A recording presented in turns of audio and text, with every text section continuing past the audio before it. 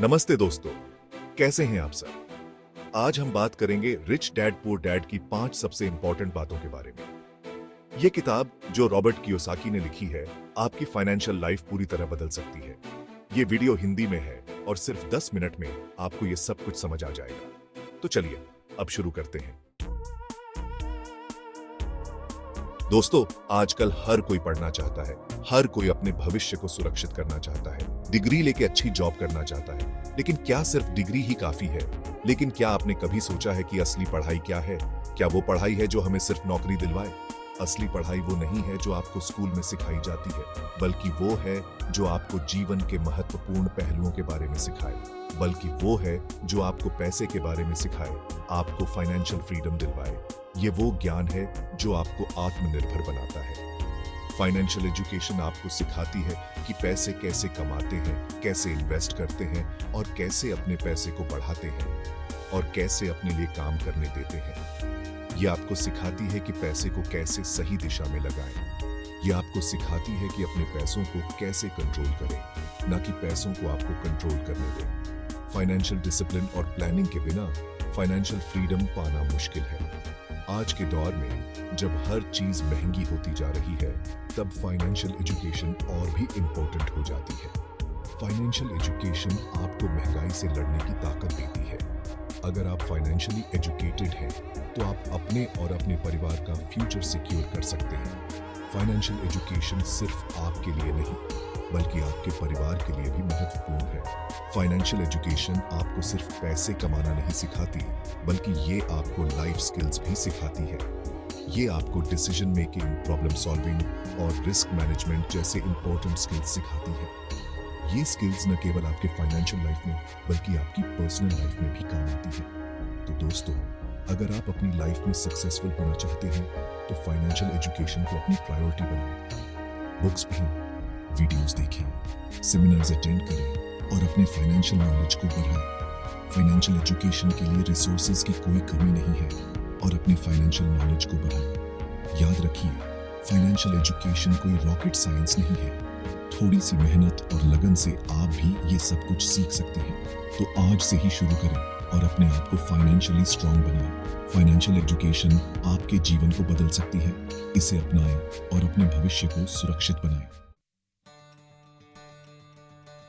दोस्तों, rich dad poor dad में एक बहुत इंपॉर्टेंट बात बताई गई है, एसेट्स और लायबिलिटीज के बीच का फर्क। ये फर्क समझना बहुत जरूरी है, क्योंकि ये आपकी फाइनेंशियल लाइफ को पूरी तरह से बदल सकता है।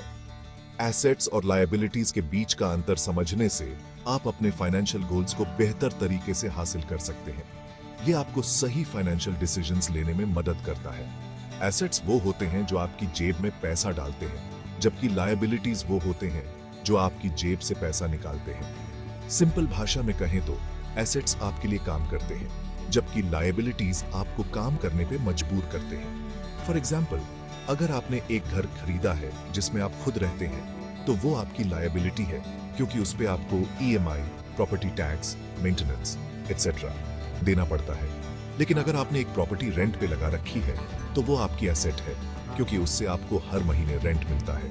इसी तरह अगर आपने एक कार खरीदी है पर्सनल यूज के लिए, तो वो आपकी लायबिलिटी है, क्योंकि उस पे आपको loan, EMI, insurance, fuel etcetera देना पड़ता है। लेकिन अगर आपने एक कार ओला या उबर जैसे प्लेटफॉर्म पे लगा रखी है, तो वो आपकी एसेट है, क्योंकि उससे आपको हर महीने इनकम होती है। एसेट्स और लायबिलिटीज के इस कॉन्सेप्ट को समझने से आप अपने फाइनेंशियल प्लानिंग को और भी मजबूत बना सकते हैं। ये आपको अपने खर्चों को मैनेज करने और अपनी इनकम को बढ़ाने में मदद करता है। तो दोस्तों, अगर आप फाइनेंशियली फ्री होना चाहते हैं, तो आपको अपने एसेट्स बढ़ाने होंगे और लायबिलिटीज कम करने होंगे। अपने पैसों को ऐसे जगह इन्वेस्ट करें जहां से आपको रेगुलर इनकम होती रहे, ना कि ऐसे जगह जहां से आपको और खर्चा करना पड़े। फाइनेंशियल फ्रीडम पाने के लिए आपको अपने खर्चों पर नियंत्रण रखना होगा और अपनी इनकम के सोर्सेज को डाइवर्सिफाई करना होगा। इससे आप अपने फाइनेंशियल गोल्स को तेजी से हासिल कर सकते हैं। अपने फाइनेंशियल गोल्स को ध्यान में रखते हुए आपको एक बैलेंस्ड पोर्टफोलियो बनाना चाहिए, जिसमें अलग अलग प्रकार के एसेट्स शामिल हों। इससे आपको एक स्टेडी इनकम स्ट्रीम मिलती रहेगी। तो दोस्तों, एसेट्स और लायबिलिटीज के बीच का फर्क समझना और उसे अपने फाइनेंशियल प्लानिंग में लागू करना बहुत जरूरी है। इससे आप न सिर्फ अपने खर्चों को मैनेज कर पाएंगे बल्कि अपनी इनकम को भी बढ़ा पाएंगे। फाइनेंशियल फ्रीडम पाने का यही सबसे सही तरीका है। चैप्टर 3 कॉरपोरेशंस, अमीरों का राज क्या है? दोस्तों, क्या आपने कभी सोचा है कि अमीर लोग अपना पैसा कैसे बचाते हैं और कैसे और अमीर बनते जाते हैं? ये कोई जादू नहीं है बल्कि एक सोची समझी रणनीति है। उनका एक राज है corporations. Rich dad poor dad में बताया गया है कि कॉरपोरेशंस कैसे आपकी वेल्थ को प्रोटेक्ट कर सकती है और यूज ग्रो करने में मदद कर सकती है। ये किताब हमें सिखाती है कि कॉरपोरेशंस का सही इस्तेमाल कैसे किया जाए। कॉरपोरेशंस अलग लीगल एंटिटीज होती हैं, मतलब कि वो आपसे अलग होती हैं। इसका मतलब है कि कॉरपोरेशंस के पास अपने खुद के राइट्स और लायबिलिटीज होते हैं। इसका मतलब है कि अगर आपकी कॉरपोरेशन पे कोई कर्ज है या कोई लीगल केस होता है तो आपकी पर्सनल एसेट्स सेफ रहेंगी। ये एक बहुत बड़ा फायदा है जो अमीर लोग उठाते हैं। इसके अलावा कॉरपोरेशंस को टैक्स बेनिफिट्स भी मिलते हैं जो इंडिविजुअल्स को नहीं मिलते। ये टैक्स बेनिफिट्स बहुत सिग्निफिकेंट हो सकते हैं और आपकी वेल्थ को बढ़ाने में मदद कर सकते हैं। इसलिए अमीर लोग अपने बिजनेस और इन्वेस्टमेंट्स कॉरपोरेशंस के थ्रू करते हैं ताकि वो अपने टैक्स लायबिलिटी को कम कर सकें। ये एक बहुत ही स्मार्ट तरीका है अपने पैसे को बचाने का। कॉरपोरेशंस के थ्रू आप अपने बिजनेस को अलग अलग सेगमेंट्स में डिवाइड कर सकते हैं और हर सेगमेंट के लिए अलग अलग टैक्स प्लानिंग कर सकते हैं। ये फ्लेक्सिबिलिटी आपको और भी ज्यादा फाइनेंशियल कंट्रोल देता है। ये आपके टैक्स लायबिलिटी को कम करने में बहुत हेल्पफुल होता है। सही टैक्स प्लानिंग से आप अपने पैसे का सही इस्तेमाल कर सकते हैं और ज्यादा वेल्थ एक्यूमुलेट कर सकते हैं। अगर आप भी अपनी वेल्थ को प्रोटेक्ट करना चाहते हैं और यूज ग्रो करना चाहते हैं तो आपको कॉरपोरेशंस के बारे में सोचना चाहिए। ये एक पावरफुल टूल है जो आपकी फाइनेंशियल जर्नी को आसान बना सकता है।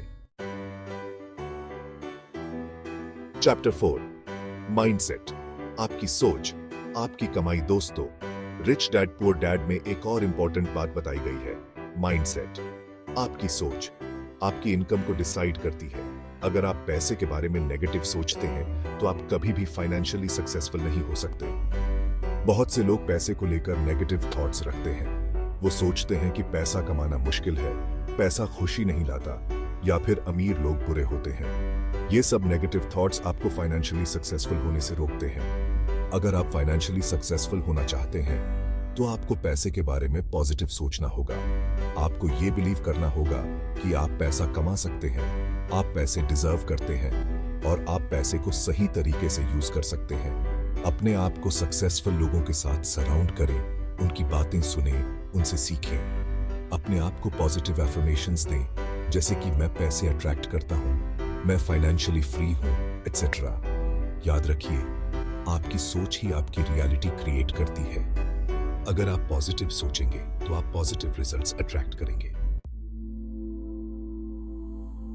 चैप्टर 5 सीख के कमाओ, नौकरी से ज्यादा इंपॉर्टेंट है। दोस्तों, रिच डैड पुअर डैड में एक बात बार बार कही गई है, सीखने पे फोकस करो, सिर्फ पैसे कमाने पे नहीं। आजकल हर कोई नौकरी करना चाहता है, सैलरी पाना चाहता है, लेकिन उससे भी इंपॉर्टेंट है कि आप कुछ नया सीखें। नौकरी आपको सिर्फ पैसे दे सकती है, लेकिन नॉलेज आपको फाइनेंशियली फ्री बना सकता है। जब आप कुछ नया सीखते हैं तो आप अपने आप को वैल्यूएबल बनाते हैं। आप अपने स्किल्स को इंप्रूव करते हैं, जो आपको फ्यूचर में और ज्यादा पैसा कमाने में मदद करेगा। आज के दौर में जब टेक्नोलॉजी इतनी तेजी से बदल रही है, तब सीखना और भी इंपॉर्टेंट हो गया है। अगर आप रेलेवेंट रहना चाहते हैं तो आपको कॉन्स्टेंटली अपने आप को अपग्रेड करना होगा। नई स्किल्स सीखने के लिए आप ऑनलाइन कोर्सेज कर सकते हैं, वर्कशॉप्स अटेंड कर सकते हैं, बुक्स पढ़ सकते हैं या फिर एक्सपीरियंस्ड लोगों से सीख सकते हैं। याद रखिए, लर्निंग एक कंटिन्यूअस प्रोसेस है। आपको पूरी लाइफ कुछ ना कुछ नया सीखते रहना चाहिए। उतरो, अभी एक्शन लो। तो दोस्तों, ये थी रिच डैड पुअर डैड की 5 इंपॉर्टेंट बातें। मुझे उम्मीद है कि ये वीडियो आपके लिए हेल्पफुल रही होगी। अगर आपको ये वीडियो पसंद आई तो लाइक और सब्सक्राइब जरूर करें। कमेंट्स में बताएं आपको कौन सा लेसन सबसे ज्यादा यूजफुल लगा। मिलते हैं अगले वीडियो में, तब तक के लिए धन्यवाद।